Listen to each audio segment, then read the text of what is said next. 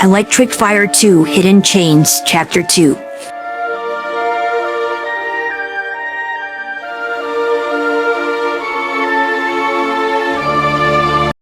Weeks had passed since the man had found the hedgehog. He wasn't exactly sure on what to do with it at the time. He let the creature rest on the couch, though he checked on it every hour to make sure it was still alive.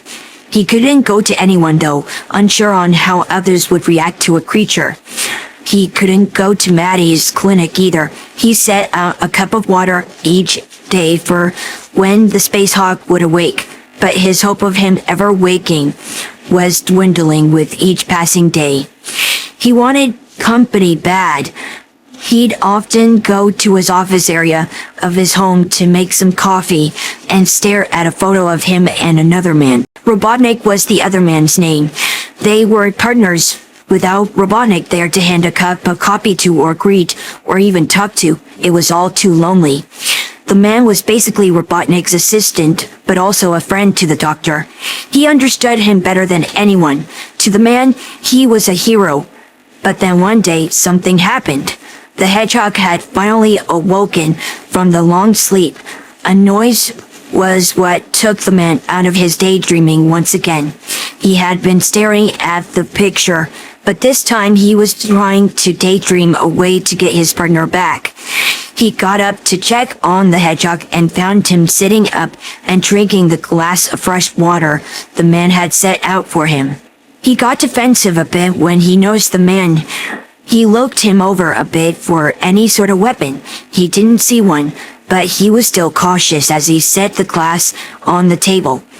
He glanced back at the glass a bit fearful now, thinking maybe the water was poisonous. The man stayed calm, showing both hands to the hedgehog mostly to show he wasn't holding anything. That glass was just plain water, I swear. The man spoke, taking notice of the fearful look the hedgehog gave. The space creature calmed down a bit, which was a bit of a relief to the man. Agent Stone's point of view. It's alright, space creature. I mean you no harm. Anyway, my name is Stone. I used to be an agent, but my partner isn't here anymore, so it's just Stone. The other just looked up at me, studying me before nodding. His gaze left mine. At the moment, he seemed distracted. My name is Shadow. Shadow the Hedgehog. He replied, though he sounded unsure, almost as though he forgot his own name. Shadow? Well, that's a cool name. The hedgehog nodded, though he still seemed a bit puzzled. Shadow's point of view. I could barely remember anything.